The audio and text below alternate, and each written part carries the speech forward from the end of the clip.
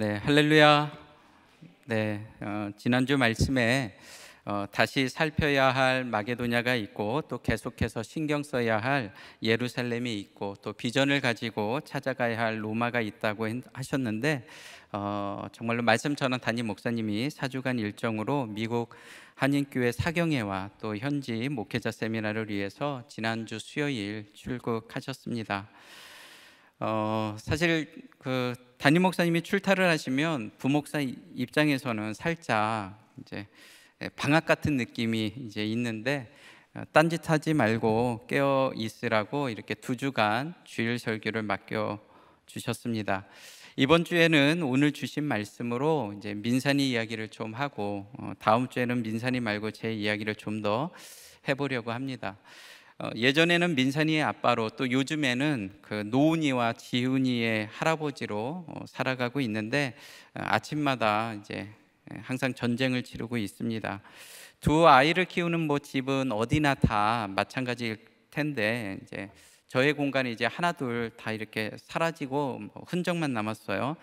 이제 처음에는 민산이와 이제 며느리에게 생각해 보니까 도저히 그림이 안 그려지는 거예요. 저희가 4대고 아버지도 있잖아요. 그래서 이제 그냥 화장실 딸린 안방을 내어주고 또 첫 손주 노은이에게 이제 거실을 빼앗기고 또 둘째 손주 지훈이가 태어나니 이제 제 공간은 오직 누워서 잠자는 침대 하나만 남은 것 같습니다. 처음 며느리가 이제 저희 집으로 들어와서 함께 생활하게 되었을 때 뭐 당연히 조금 낯설기도 하고 걱정되는 마음도 있었습니다.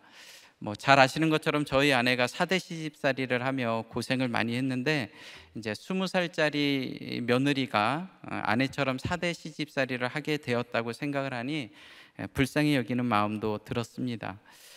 그런데 이제 며느리는 제가 생각한 것보다는 너무 그냥 쿨하게 잘 생활을 하는 것 같아요. 이제 오히려 제가 요즘 시집살이를 하고 있습니다. 우리 집에서 목소리가 가장 큰 사람은 며느리입니다. 네. 그래서 저희 밑에 집에서 누가 그렇게 소리를 지르냐고 막 아침마다 아이들 밥 먹이는 것이 뭐 장난이 아니고 전쟁입니다. 뭐 협박도 하고 소리도 지르고 야단도 치고 막 하는데 이 침대에 누워 있으면 마치 제가 혼나는 것 같아가지고 그냥 빨리 씻고 그냥 교회에 출근하고 있습니다. 뭐 사실 이래저래 이제 뭐 좀 분주해진 일상을 이야기했지만 뭐 하나도 힘든 이야기로 뭐 들리지 않으시죠? 네, 맞습니다. 예전에 이제 아내와 함께 민산이 잡으려고 막 추격전 하던 그 시절을 생각해 보면 정말 배부른 소리이죠. 저도 너무 잘 알기에 뭐 이래도 저래도 감사한 것밖에 없습니다. 하지만 또 여기까지 오는 데에는 뭐 수많은 풍랑과 강풍을 지나온 것 같아요. 그래서 오늘 설교 제목도 이제 유라굴로 강풍입니다. 유라굴로는 동풍을 의미하는 유로스와 또 북풍을 의미하는 아킬로의 합성어인데 그레데 섬에 우뚝 서 있는 해발 2465m의 이다산에서 찬바람이 형성되고 그리고 이제 매우 따뜻한 그 남풍이 높은 산에서 함께 만나면 남풍이 갑자기 북풍으로 변하면서 산 아래로 북동풍이 내려치게 되는데 이 바람에 배들이 밀려 그냥 막 대부분 파산되거나 아니면 650km나 떨어져 있는 아프리카 해안까지 배가 떠밀려 내려가다가 배들의 무덤으로 유명한 스르디스의 모래톱에 걸려서 오도 가도 못하는 신세가 되었다고 합니다. 참고로 그레데 섬은 제주도의 한 3배 정도 되는 크기이고 해발 2456m의 이다산은 한라산보다도 500m나 더 높은 산입니다. 유라굴로 강풍은 동풍과 북풍이 만났을 때 만들어집니다. 마찬가지로 매의 눈을 가진 시어머니와 눈에 가시가 있는 며느리가 서로 만났을 때 명절이 한 주 앞으로 왔잖아요. 바람 피고 있는 남편과 물증을 잡은 아내가 만났을 때 그리고 이상 행동을 보이는 아이와 문제 부모가 만났을 때 즉 동풍과 북풍이 만나면 유라굴로 강풍이 만들어집니다. 저희 집도 4대의 구조 속에서 비교적 그냥 잔잔한 일상을 보냈는데 민산이가 중고등학교에 올라가면서 45일간 연속으로 가출하는 사건이 있었고, 또 차터리에 연루되어 경찰과 검찰의 조사를 받고 분류심사원에 들어가는 사건도 있었고, 고등학교 3학년 19살 나이에 20살 여자친구를 임신시킨 사건까지 한번 유라굴로 강풍이 불기 시작하니까 그 강풍이 그칠 줄을 몰랐습니다. 그래서 오늘은 어찌하다가 유라굴로 강풍을 만나게 되었을까, 오늘 말씀으로 같이 생각해 보려고 하는데, 첫 번째, 말씀보다 전문가의 말을 더 믿었기 때문입니다. 9절에서 11절 말씀을 봅니다. 여러 날이 걸려 금식하는 절기가 이미 지났으므로 항해하기가 위태한지라 바울이 그들을 권하여 말하되, 여러분이여 내가 보니 이번 항해가 하물과 배만 아니라 우리 생명에도 타격과 많은 손해를 끼치리라 하되, 백부장이 선장과 선주의 말을 바울의 말보다 더 믿더라. 백부장이 선장과 선주의 말을 바울의 말보다 더 신뢰했다고 합니다. 그런데 어찌 보면 너무 당연한 거 아닐까요? 투자할 곳을 내가 알아보고 있는데 가진 것도 없고 돈도 없는 목자에게 물어보는 것보다는 배운 것도 많고 능력도 있고 또 비싼 외제차도 부담 없이 끌고 다니고 전문 분야의 책도 낸 그런 사람의 말을 더 믿고 싶은 것이 당연히 인지산정입니다. 하지만 말씀보다 선장과 선주의 말을 더 믿었기에 유라굴로 강풍을 만나게 되었습니다. 9절 말씀을 다시 봅니다. 여러 날이 걸려 금식하는 절기가 이미 지났으므로 항해하기가 위태한지라 바울이 그들을 권하여. 여러 날이 걸렸다는 것은 여기까지 오는 데에 어려움이 꽤 있었다는 의미입니다. 앞부분의 내용을 간략히 요약하면 이렇습니다. 백부장이 다른 제수들과 함께 바울을 로마로 압송하는 임무를 맡았습니다. 로마까지 가는 뱃길이 굉장히 멀고 험한 길입니다. 백부장이 처음에는 작은 배를 탔어요. 작은 배는 조그만 항구 내지는 연안 지역을 돌기 때문에 길리기아, 밤빌리아, 루기아를 거쳐 무라시에 있는 항구에 도착했는데, 여기서부터는 더 이상 작은 배로 갈 수가 없습니다. 지중해 한복판을 지나서 이탈리아 로마까지 가야 하는 엄청난 뱃길입니다. 마치 담임 목사님이 작은 경비행기를 타고 태평양을 건너가는 것만큼 위험한 일입니다. 이 당시에는 아무리 큰 배도 작은 돛담배처럼 큰 돛을 달고 바람의 힘으로 움직이는 범선이었습니다. 백부장이 무라시에서 이탈리아로 가는 알렉산드리아 큰 배를 만나 바울 일행과 다른 제수들을 모두 태우고 출항을 했습니다. 아마도 이 배는 곡물을 운반하는 범선으로 바울을 포함하여 276명의 승객과 선원과 제수와 군인들이 타고 있었는데, 하지만 바람이 허락하지 아니하므로 맞바람을 맞으며 더 이상 앞으로 나아갈 수가 없어 간신히 계획에 없던 미항에 정박을 하게 되었습니다. 그리고 이제 오늘 9절 말씀이 시작되는데, 금식하는 절기는 유대인의 대속죄일을 가리킵니다. 오늘날 우리가 사용하는 달력으로 9월 말 또는 10월 초경인데, 신학자의 연구에 따르면 주 59년의 대속죄일은 10월 5일이었다고 합니다. 즉 겨울이 성큼 가까이 다가온 것이죠. 당시 로마인들은 9월 15일 이후의 항해는 부담스럽게 생각하고 11월 이후의 항해는 자살 행위라고 생각을 했습니다. 그래서 사도 바울도 이렇게 말을 합니다. 9절 10절 말씀 다시 봅니다. 여러 날이 걸려 금식하는 절기가 이미 지났으므로 항해하기가 위태한지라 바울이 그들을 권하여 말하되, 여러분이여 내가 보니 이번 항해가 하물과 배만 아니라 우리 생명에도 타격과 많은 손해를 끼치리라 하되. 목장에서 목자의 말을 함부로 무시하면 안 됩니다. 가진 것이 없다고, 전공 분야가 아니라고 함부로 무시하면 내 인생 가운데 유라굴로 강풍을 만날 수도 있습니다. 바울은 평생 자비량으로 여러 지역을 다니며 복음을 전했습니다. 복음을 전하며 산전수전을 다 겪었습니다. 그래서 고린도후서 11장에 보면 길게 이런 내용을 말합니다. 그들이 그리스도의 일꾼이냐 정신 없는 말을 하거니와 나도 더욱 그러하도다.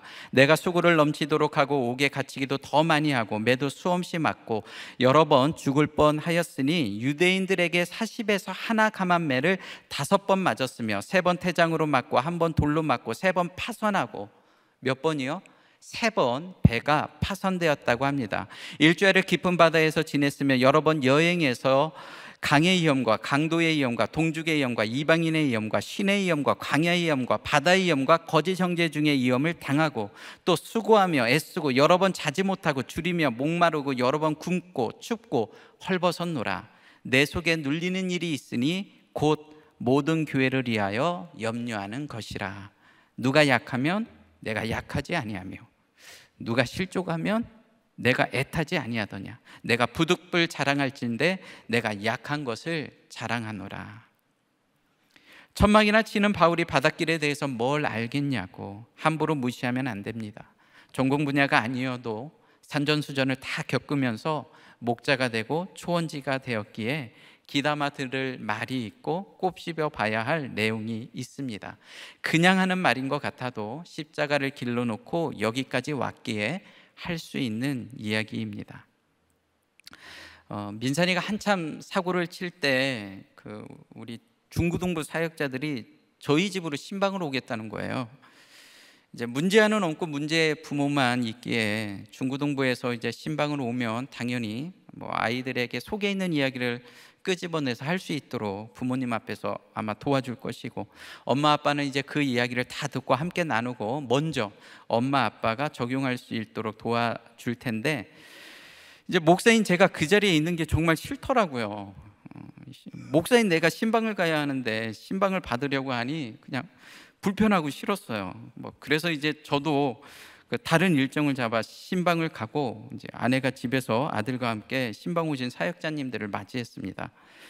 이제 민산이 문제를 내 문제라고 오랫동안 생각하지 못했습니다. 이제 그냥 사춘기의 홍역을 조금 심하게 겪는 중이라고, 이제 시간이 지나면 다 괜찮아질 거라고, 민산이가 지금은 방황하고 있지만 원래 착한 아이였기에 다시 제자리로 돌아올 거라고 그렇게 생각했습니다.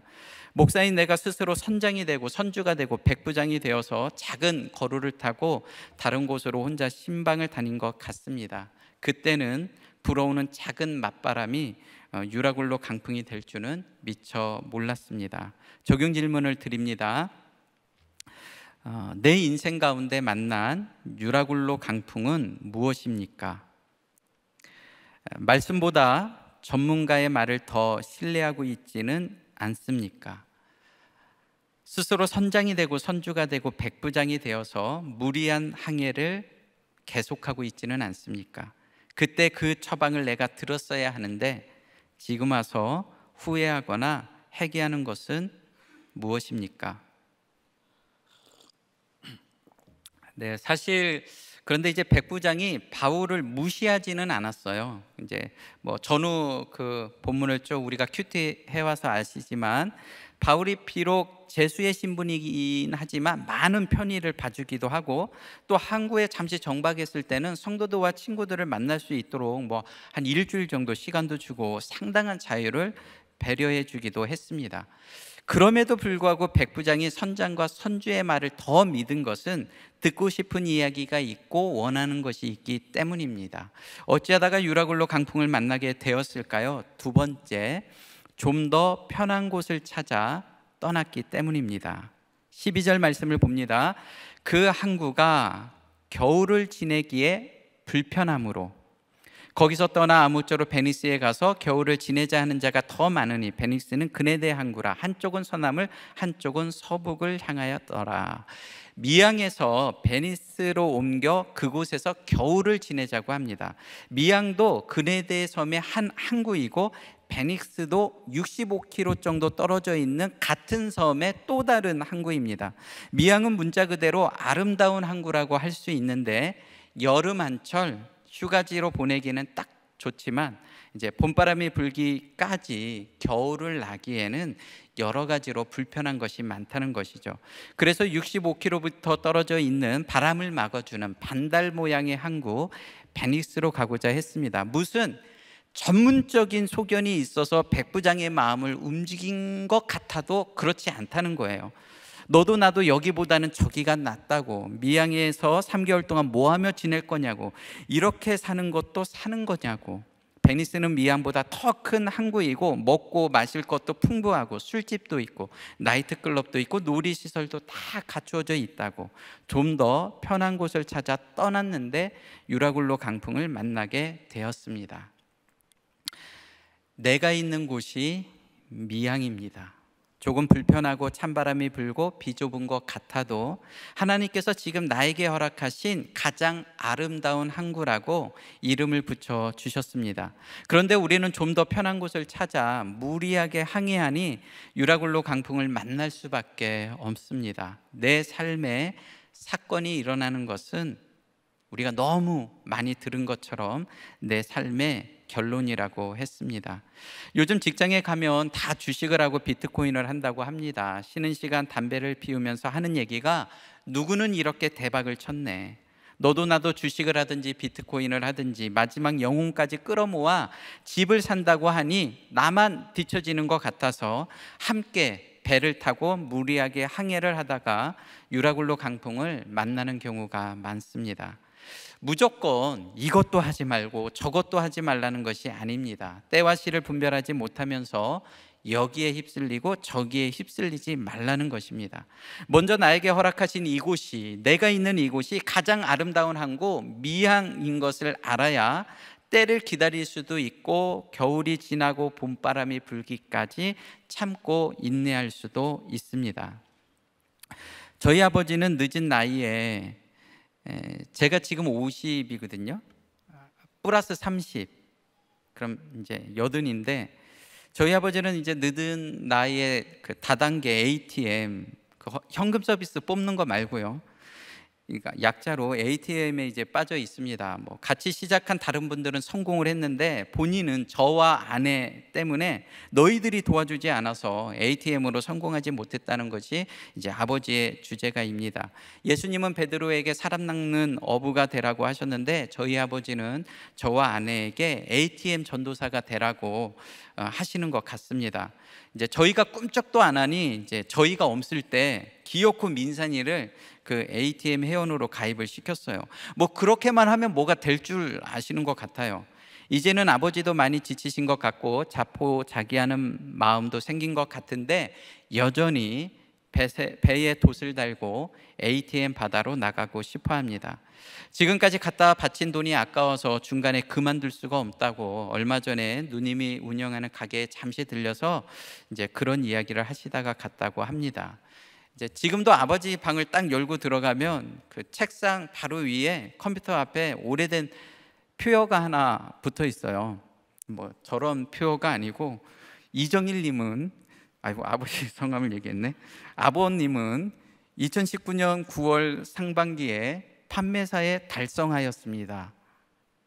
뭐 이제 뭐 1년 통 털어서가 아니고 그냥 9월 상반기.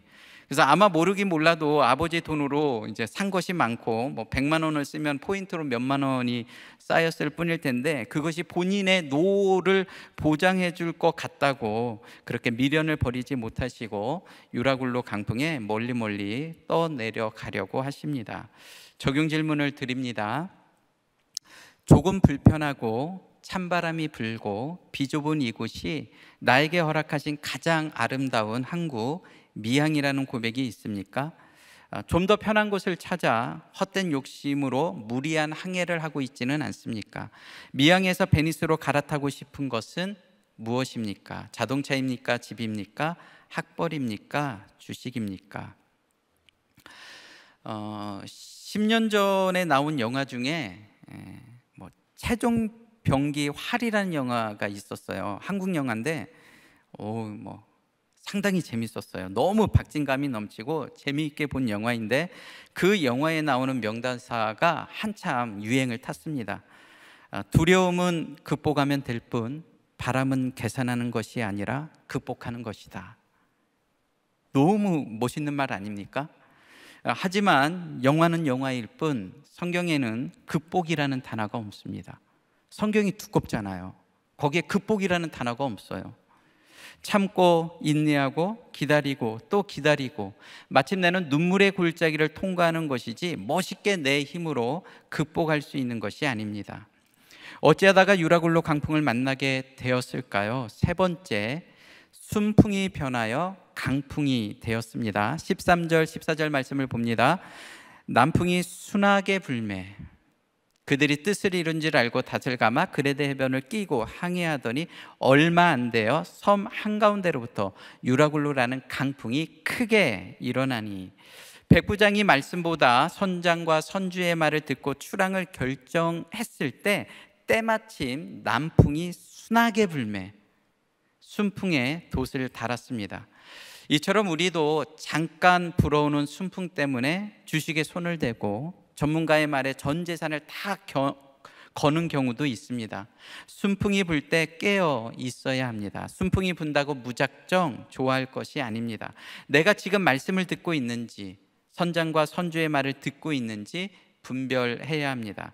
순풍 다음에 얼마 안 돼요 유라굴로 강풍이 크게 일어났습니다. 16, 17절 말씀을 봅니다. 가우다라는 작은 섬 아래로 지나 간신히 거루를 잡아 끌어올리고 줄을 가지고 선체를 둘러감고 스르디스에 걸릴까 두려워하여 연장을 내리고 그냥 쫓겨가더니 배가 잠시 그 가우다라는 작은 섬 아래쪽으로 떠밀려 내려갔어요. 그러니까 이제 북쪽에서 바람이 오는데 섬 때문에 그 바람 세기가 살짝 약해졌겠죠. 그래서 이제 그 틈을 타서 이제 선장과 선원들이 안간힘을 쓰면서 이제 거루를 잡아 끌어올렸습니다. 여기서 거루는 돛이 없는 작은 배를 의미합니다. 통상 큰 배는 뒤편 고물에 작은 배를 매달아 끌고 다니지만 이번처럼 큰 강풍을 만나게 되면 서로 부딪혀서 파손될 수도 있기에 가판 위에 끌어올려야 합니다. 이 거루배는 배가 파손되었을 경우나 또는 항구시설이 준비되어 있지 않는 곳을 비상 착륙할 때 꼭 필요한 배의 구조성 또는 생명보트라고 할 수 있습니다. 선원들이 이번에는 밧줄로 선체를 둘러감고 배가 멀리 떠 내려가지 않도록 돛과 닷을 내리고 선장과 선원들이 숙련된 방식으로 할 수 있는 모든 일을 능숙하게 처리하고 있는 것을 볼 수 있어요. 그래서 역시 이처럼 위험한 항해를 하려면 반드시 숙련된 기술자가 꼭 있어야 합니다. 하지만 나중에 사공들이 가판 위에 끌어올린 거룻배를 가지고 자기들만 살겠다고 몰래 도망치려고 하다가 바울에게 딱 걸렸습니다. 세월의 선장과 선원들을 보면서 우리가 TV 앞에서 얼마나 안타깝게 생각하고 탄식하며 또 그들을 비난했습니까? 그런데 해사가 부도나고 남편이 바람을 피우고 지금까지 내가 경험해 보지 못한 유라굴로 강풍을 만나게 되면 함께 헤쳐나갈 생각은 하지 않고 나만 살겠다고 가판 위에 올려놓은 거룻배를 타고 도망칠 생각을 우리도 사실은 합니다. 18절 19절 말씀을 봅니다. 우리가 풍랑으로 심히 애쓰다가 이튿날 사공들이 짐을 바다에 풀어버리고 사흘째 되는 날에 배의 기구를 그들의 손으로 내버리니라. 이튿날이 되어도 바다가 잠잠해지지 않고 강풍이 점점 거세게 몰아치자 급기야 선원들은 배를 가볍게 하기 위하여 짐들을 바다에 다 버리기 시작했어요. 아마도 비상식량 조금 남겨놓고 모든 곡물과 수화물들을 바다에 다 던진 것 같습니다. 하지만 시간이 갈수록 사태가 호전되기는커녕 유라굴로 강풍이 더욱 기승을 부리니 배를 더 가볍게 하기 위하여 사흘째 되는 날에는 배의 기구를 뱃사람들이 자기들의 손으로 바다에 던졌다고 합니다. 20절 말씀을 봅니다. 여러 날 동안 해도 별도 보이지 아니하고 큰 풍랑이 그대로 있음에 구원의 여망마저 없어졌더라.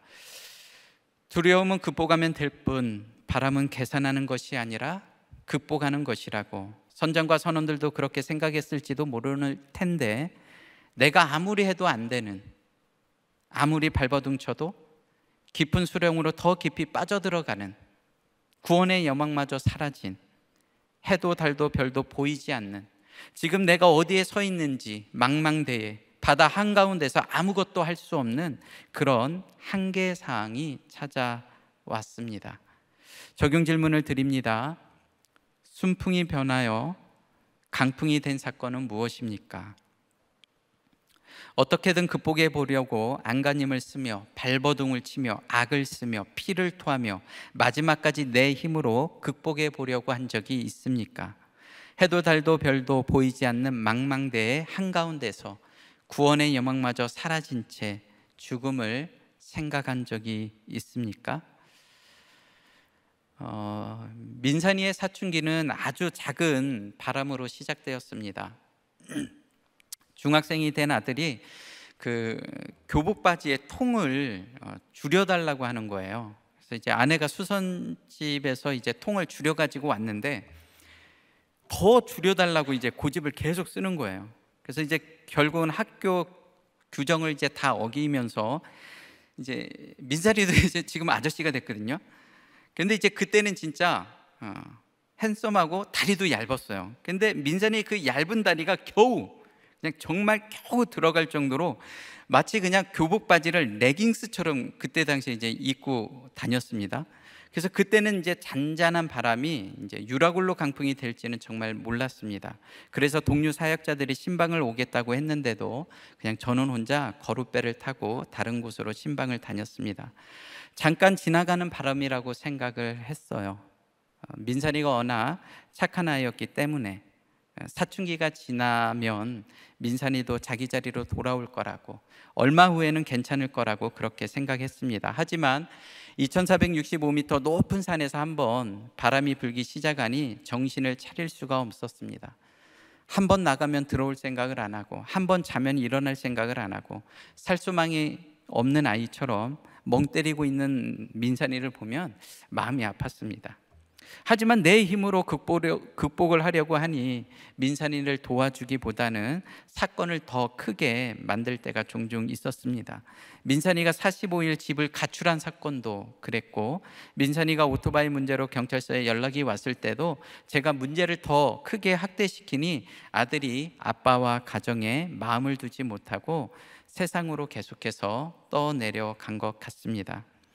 이제 그러다가 차터리에 연루되어 경찰과 검찰 조사를 받고 청소년 법정에서 30일간 분류심사원에 구금되는 사건까지 찾아왔습니다.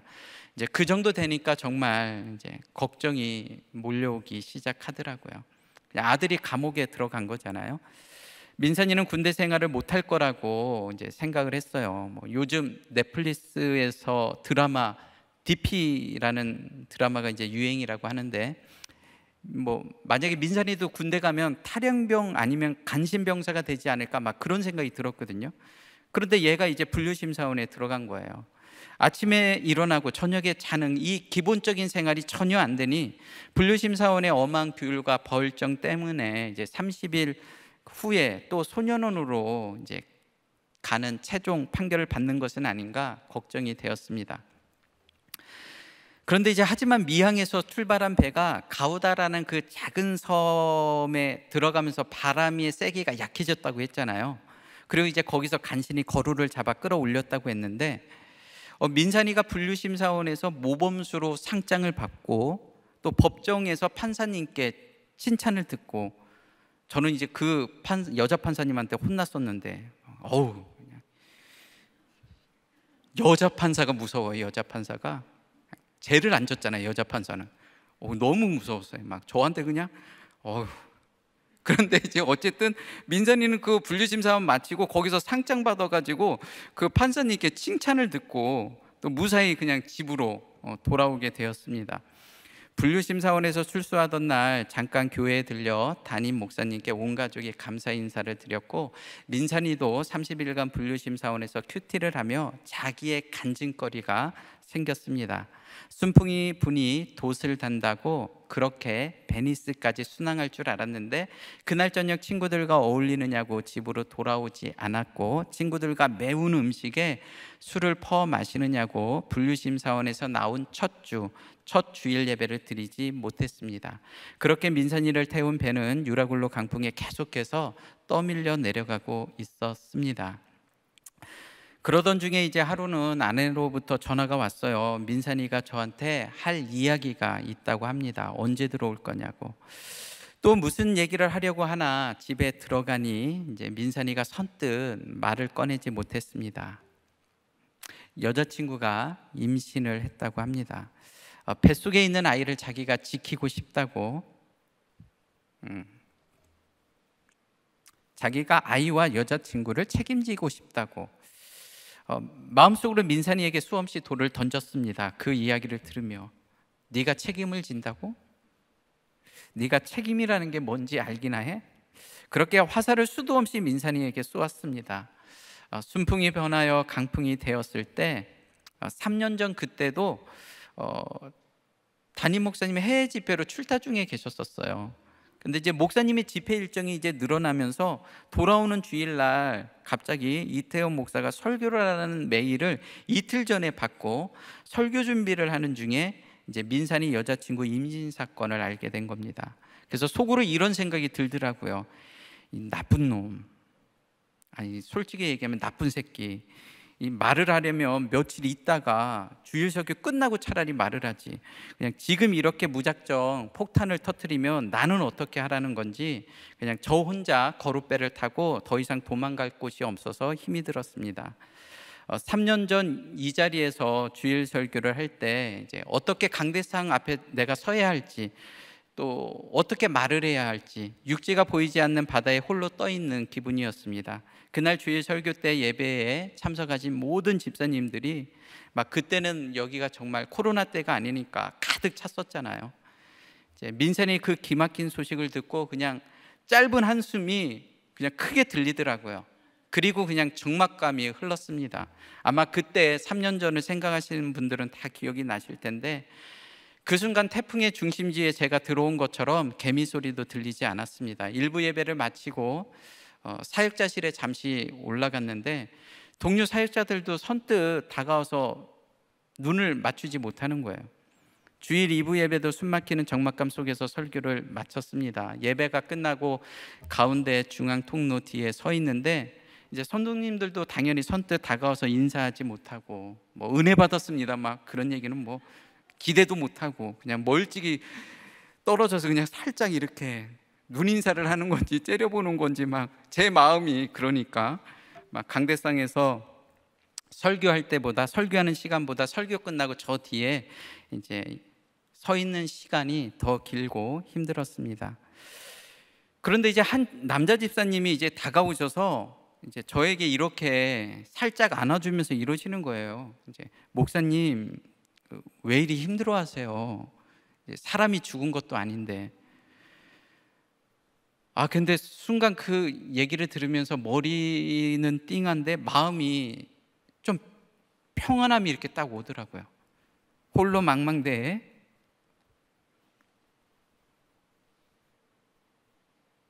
한가운데 서 있는 것 같았는데 주님께서 찾아오셔서 말씀하시는 음성처럼 들렸습니다.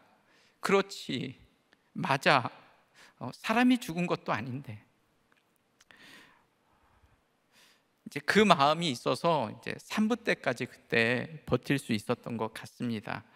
어찌하다가 유라굴로 강풍을 만나게 되었을까요? 마지막 4번째는 강풍 가운데 이제는 안심하라고 합니다. 21절 22절 말씀을 봅니다. 여러 사람이 오래 먹지 못하였음에 바울이 가운데 서서 말하되 여러분이여 내 말을 듣고 그레데에서 떠나지 아니하여 이 타격과 손상을 면하였다면 얼마나 좋을 뻔했습니까? 내가 여러분에게 권하노니 이제는 안심하십시오. 너희 중 그들 중 아무도 생명에는 지장이 손상이 없겠고 오직 100분이니이다. 이제는 안심하라고 합니다. 바람이 그쳤기에 안심하라는 것이 아닙니다. 여전히 큰 풍랑과 강풍이 계속되고 해달별이 보이지 않는 상황이지만 한쪽에서는 구원의 영광마저 사라져 눈이 풀리고 또 한쪽에서는 두려움에 사로잡혀 아비규환 절규하는 소리가 일어났지만 이제는 안심하라고 바울이 말하고 있습니다. 이처럼 우리들의 목장도 강풍 가운데 흔들리는 배와 같습니다. 남편의 바람, 시댁과의 갈등, 자녀들의 탈선, 경제적인 압박, 건강의 문제, 환경이 변해서 안심하라고 말한 것이 아닙니다. 나에게 주신 말씀이 있기에 안심하라고 위로와 격려를 할 수 있었습니다. 너희 중 아무도 생명에는 아무런 손상이 없겠고 오직 배뿐이니라.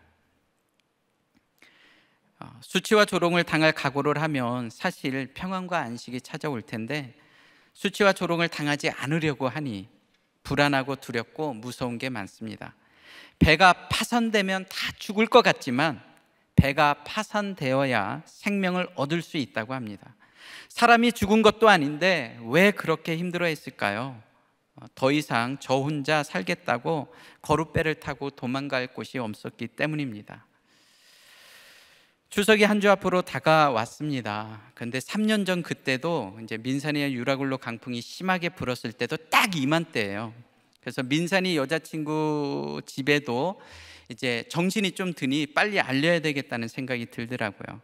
이제 목사 집안에 아들을 둔 우리 집도 큰 강풍에 이렇게 요동치고 흔들렸는데 신앙도 없고 딸을 둔 집은 이 강풍을 어떻게 받아들일까 걱정이 되었습니다. 민산이에게 이제 엄마 아빠가 여자친구 부모님을 만나 뵙고 말씀을 드리겠다고 하니 이제 자기가 하겠다고 얘기를 하더라고요. 너무 담담하게 얘기를 하는 것 같아서 또 여전히 이 문제를 너무 쉽게 생각하는 것은 아닌가 이런 생각이 들었어요. 이제 며칠 후 추석 명절에 이제 민산이가 여자친구 집에 인사를 드리러 갔습니다. 여자친구 부모님께 딸이 이제 여자친구가 임신한 사실을 말씀드려야 하는데 잘하고 있는 것인지 연락이 없어서 이제 궁금했는데 밤늦게 이제 거내로부터 아내에게 전화가 왔어요. 어머님 이제 빨리 오셔서 민산이를 데려가야 될 것 같아요. 막 그냥 뭐 행설수설 막 그랬었나 봐요. 술에 취해서 은혜 받아서가 아니고요. 나중에 상황을 들어보니 여자친구 부모님께 말씀을 드리려고 했는데 이제 쉽게 말이 떨어지지 않았다는 거예요. 이제 저녁으로 외식을 했는데 말할 기회를 계속 놓쳤다고 합니다. 이제 기회만 엿보는데 막 그 있잖아요. 말하려고 기회를 엿보는데 막 말이 안 나오는 거. 이제 외식을 하면서 건의 아버님이 이제 반주를 하면서 민산에게 술을 따라 주셨대요. 이제 잘 먹지 못하는 술을 이렇게 몇 잔 막 계속 받아 먹은 거예요. 긴장이 되니까. 식사가 끝나고 이제 2차로 노래방을 갔는데 서로 돌아가면서 이제 노래를 부르고 건애는 마실 것을 사러 이제 잠깐 밖으로 나갔다가 들어오니 이제 민산이가 무릎을 꿇고 눈물 콧물이 그냥 범벅이 돼서 그냥 죄송합니다. 죄송합니다. 그냥 행설수설 자기가 무슨 말을 하는지 모르고 죄송하다라고 이야기를 하고 있었다고 합니다. 술기운이 올라왔는지 아마 그 이야기만 반복을 한 것 같아요. 도저히 그게 안 되니까 이제 빨리 와서 데려가라고. 나중에 이제 그 이야기를 듣고 그래도 저는 이제 안심이 되었습니다. 책임지겠다는 말이 그냥 하는 것은 아닌 것 같아서 안심이 되었고, 비록 술기운에 의지해서 말씀을 드렸지만 그래도 맹정신에 아무 생각 없이 말한 것이 아니어서 감사했습니다. 목사인 저는 강풍이 불어오면 혼자 거룻배를 타고 도망갈 생각부터 하는데 아들 민산이는 도망치지 않고 회피하지 않고 아이와 여자친구를 자기가 지키고 싶다고 이야기를 하니 목사인 저보다 훨씬 낫다는 인정을 하게 되었습니다. 23절 25절 말씀을 봅니다. 내가 속한 바 곧 내가 섬기는 하나님의 사자가 어젯밤에 내 곁에 서서 말씀하시되 바울아 바울아 두려워하지 말라. 네가 가이사 앞에 서야 하겠고 또 하나님께서 너와 함께하는 자를 다 네게 주셨다 하였으니 그러므로 여러분이여 안심하라. 나는 내게 말씀하신 그대로 되리라고 하나님을 믿노라. 하나님의 천사가 바울에게 두려워하지 말라고 하십니다. 바울도 두려워했다는 의미예요. 바울도 두려워했다는 것이 위로가 되고 은혜가 됩니다. 두려움을 경험해 보지 않은 사람이 어떻게 두려움을 이야기하고 산전수전 공중전을 경험해 보지 않은 사람이 어떻게 때에 맞는 처방을 할 수 있겠습니까? 바울도 분명히 두려움을 느꼈지만 그 두려움에 사로잡혀 절망하지 않았습니다. 바울아, 바울아, 두려워하지 말라. 네가 가이사 앞에 서야겠고 또 하나님께서 너와 함께하는 자를 다 네게 주셨다 하였으니, 이처럼 나에게 주신 말씀이 있어야 두려움이 변하여 사명이 됩니다. 사도 바울이 같은 배를 탄 자기를 포함한 276명의 사람들에게 이제는 안심하라고, 나는 내게 말씀하신 그대로 될 줄을 내가 믿는다고 확신에 찬 고백을 했습니다. 마지막 26절 말씀을 봅니다. 그런즉 우리가 반드시 한 섬에 걸리리라 하더라. 한 섬에 걸린다는 것은 약속하신 말씀처럼 배는 파손되겠지만 생명에는 지장이 없을 거라는 이야기입니다. 민산이는 어느덧 두 아이의 아빠가 되었습니다. 대학교도 마지막 학기를 앞두고 조기 취업이 되어서 지금은 직장 생활을 하고 있습니다. 배는 파손되었지만 생명에는 지장이 없다고 하셨는데, 민산이에게 있어서 파손된 배는 뭘까 생각을 해봤어요. 민산이에게 파손된 배는 뭘까요? 부서진 배. 민산이는 고등학교를 졸업하고 청년의 때가 없이 바로 부부 목장의 집사가 되었습니다. 청년의 때를 단 하루도 살아보지 못했어요. 청년부 목장은 뭐 근처에도 가보지 못하고 그냥 바로 아기 아빠가 되고 부부 목장의 집사가 되었습니다. 부부 목장의 목자와 권찰님은 두 분 다 이제 부서에서 오랫동안 중고등부 교사로 섬기시던 분들이고 지금도 섬기고 계신데, 민산이를 이제 어렸을 때부터 보셨어요. 그런데 이제 민산이가 부부 목장에, 자기 목장에 이제 배정된 첫날부터 단 한 번도 민산아 이렇게 이제 부르지 않고 항상 그냥 민산 집사님, 민산 집사님, 민산 집사님, 민산 집사님, 이렇게 막 처음에는 막 옆에서 듣는 저도 어색했는데 한결같이 그렇게 불러주시니 너무 감사했습니다. 민산이가 이처럼 한 섬에 정착하고 이제 감사한 일이 너무 많습니다. 자랑질을 조금 하면 민산이가 대학교를 마칠 거라고 생각을 못했어요. 정말 이제 집 앞에 있는 고등학교도 이제 출석 일수와 태학 이기로 정말 아슬아슬하게 졸업을 했거든요. 민산이 졸업할 때 그 교무실에 있는 선생님들이 다 축하해 줬어요. 이제 너가 이제 졸업을 했다고. 그런데 이제 어떻게 멀리 있는 지방에 있는 대학교를 민산이가 다니겠습니까? 그런데 이제 하지만 이제 첫 등록금은 학교에 기부하는 마음으로 내자고 해서 그렇게 냈는데, 벌써 마지막 학기인데 이제 교수님의 추천으로 조기 취업이 되었습니다. 지난 3년 동안 한 번도 늦게 일어나서 학교를 빠진 적이 없어요. 학교 생활이 너무 재밌어서 이제 다녔다기보다는 가장이 되었는데 그래도 대학교는 자기가 나와야 처자식을 먹여 살릴 수 있을 것 같다고 저한테 그런 얘기를 하더라고요. 예전에 이제 오토바이로 또 배달하는 것도 힘들고, 아빠 해봤어? 그 물류센터에서 일하는 거 정말 장난 아니야, 여름에 막. 지난 3년 동안 6시 반에 일어나서 씻고 준비하고 모란역에서 7시 40분 통학버스를 타고 학교를 다녔습니다. 이제 등록금도 3학년 6학기 동안 들어간 게 없어요. 그냥 처음 입학금도 상당 부분 돌려줬었던 것 같아요. 나라에서 반절은 이제 대준 것 같고 나머지는 성적 장학금인지 뭔지 다 해결이 되고 오직 매 학기 책값과 밥값만 들어갔습니다. 이제 또 방학 때는 또 알바를 해서 한 푼도 자기 마음대로 사용하지 못하고 모두 이제 아내에게 주고, 용돈은 저희한테 타서 쓰고, 이제 얼마 전에는 이제 조기 취업이 되어 이제 첫 월급을 받았는데 이제 먼저 11조를 떼고, 그런데 자기가 그러더라고요. 처음에는 11조 당연히 떼서 내면 되지라고 생각을 했대요. 근데 막상 돈이 딱 들어오니까 3초 갈등했대요. 근데 이제 3초 갈등하고 더 갈등하면 안 될 것 같아서 바로 그냥 계좌이체로 넣었다고 하더라고요. 그리고 이제 할아버지, 엄마, 아빠 그리고 동생 예지까지 용돈을 챙겨줬습니다. 또 민산이의 두 아들 로운이와 지훈이도 너무 건강하게 잘 자랍니다. 둘째 지훈이를 낳고 그 산부인과 병원에서 이제 태원 수속을 밟을 때 그 서류 작성하는 거 있잖아요. 근데 거기 보니까 이제 그런 공문서 서류는 이제 만으로 적으니까 둘째를 낳는데 아빠 나이가 만으로 9살, 엄마 나이가 만으로 20살로 되어 있더라고요. 둘째를 19, 20살에 낳아서 그런지 둘째 지훈이가 정말 건강해요. 8개월 되었을 때 일어나고 9개월 되었을 때 걸어 다니고 첫 돌이 되었는데 뛰어다니더라고요. 거짓말 조금 보태서. 그리고 지금 13개월 됐는데 어제는 책장 위에 물건이 있는데 책장을 타고 올라가서 그걸 잡으려고 해요.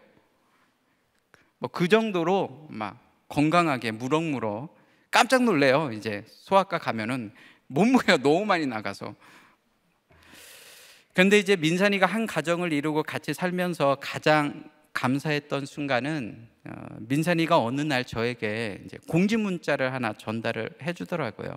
문자 내용을 보니 자기가 속해 있는 목장과 마을이 교회 청소 담당인데 자기가 청소하러 가야 되니 시간을 맞춰서 자기를 교회까지 데려다 달라는 것입니다.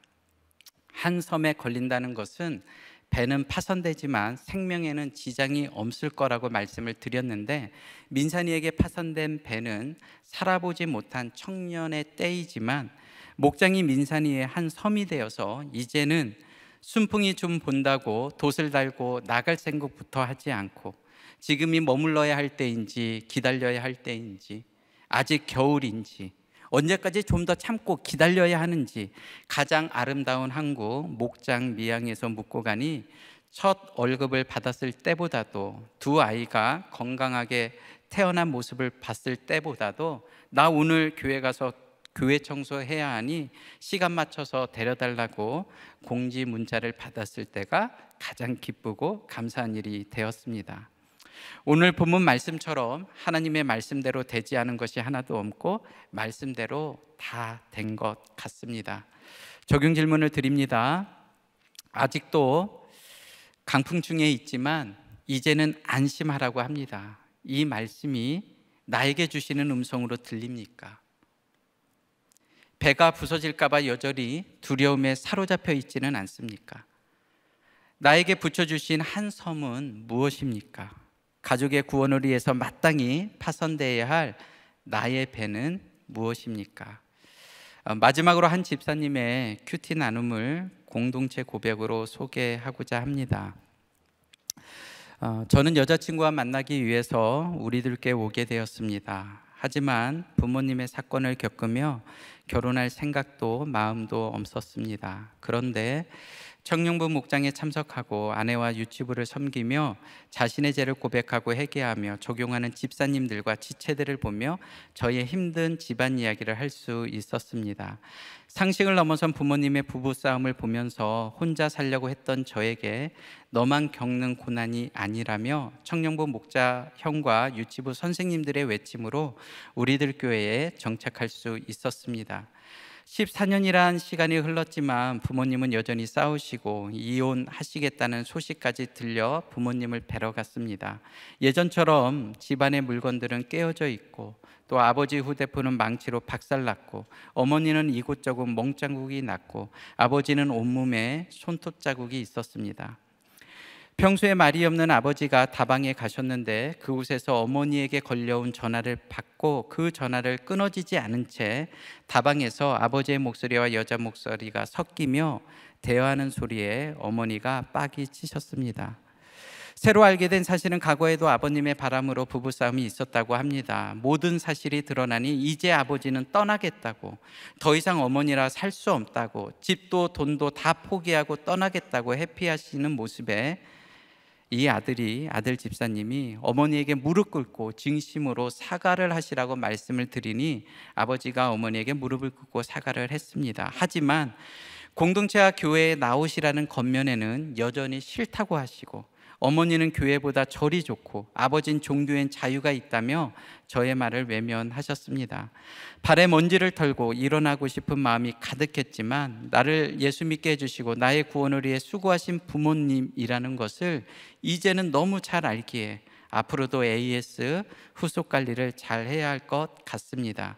이번 일로 부모님의 구원을 위해 손과 발이 가는 적용을 하겠습니다. 이 사건이 그냥 지나치지 않고 부모님의 구원이 사건이 되기를 소망합니다라고 이렇게 큐티 나눔을 올려주셨습니다. 유라굴로 강풍이 잠시 약해지기는 했지만 여전히 세상으로 떠내려갈 수밖에 없는 상황입니다. 사실 우리도 날마다 겪는 사건이기도 하죠.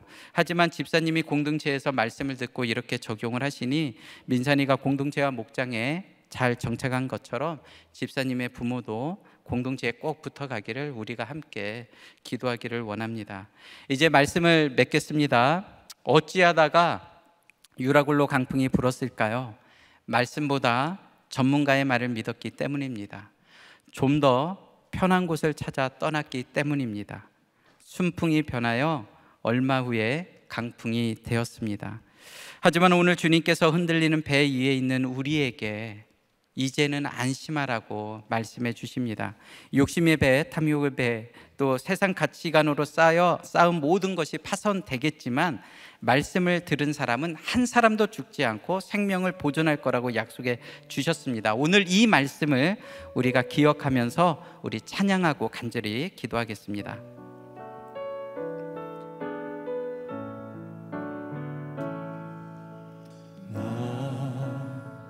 비로소 이제 깊고 넓은 바다 간다. 두려움에 떨고 있는 내 손을 주는 결코 놓치지 않으셨다. 나 비로소 이제 폭풍우를 뚫고 간다. 비바람에 흔들리는 나 약한 나를 잡아 주시는 그분은 나의 주님. 주 나를 놓지 마소서.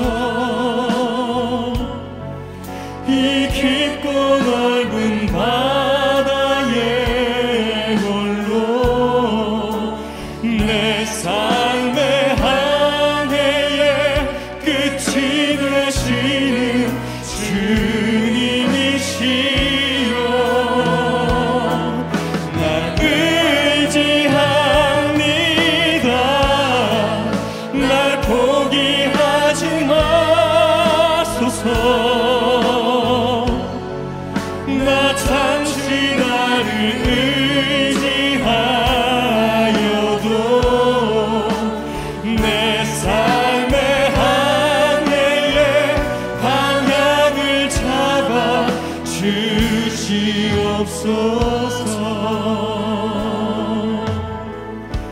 이 깊은 바다에 날 홀로 버려 두지 마소서.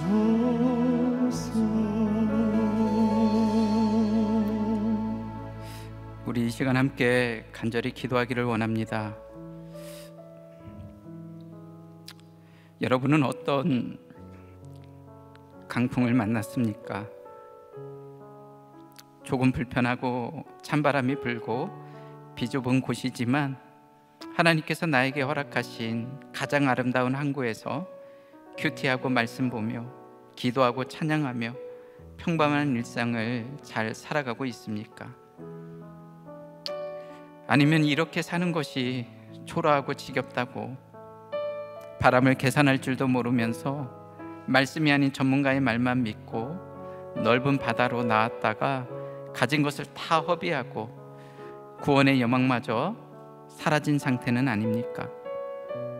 오늘 주님께서 우리에게 찾아와 말씀해 주십니다. 죽지 말라고, 죽을 일이 아니라고. 비록 배는 파손되겠지만 한 사람도 죽지 않고 생명을 하나님께서 책임지겠다고 약속해 주셨습니다.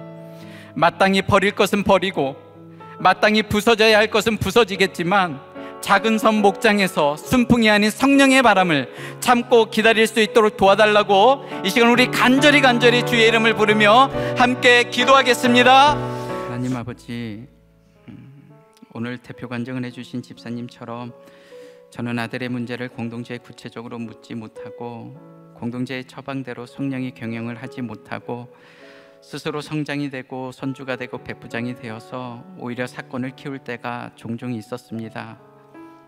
어찌하다가 유라굴로 강풍이 왔을까 생각해 보니 민산이가 아닌 저 때문에 강풍이 불고 온 가족이 구원의 영광마저 사라질 뻔했습니다. 하지만 그때마다 공동체를 통해서 다시 말씀을 듣게 하시고 또 공동체의 도움으로 민산이가 회복되어 이제는 남편이 되고 두 아이의 아빠가 되고 집사가 되어 살아가게 해주시니 너무너무 감사합니다. 제가 한 것이 하나도 없고 공동체 식구들이 우리 민산이를 다 키워주었습니다.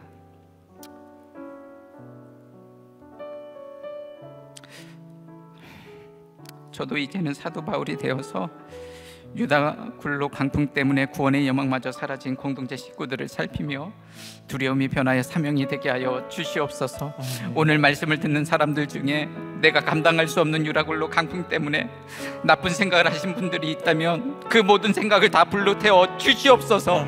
죽을 일이 아니라고 말씀하여 주시옵소서. 이제는 안심하라는 주의 말씀이 나에게 주시는 말씀으로 들리게 하여 주시옵소서.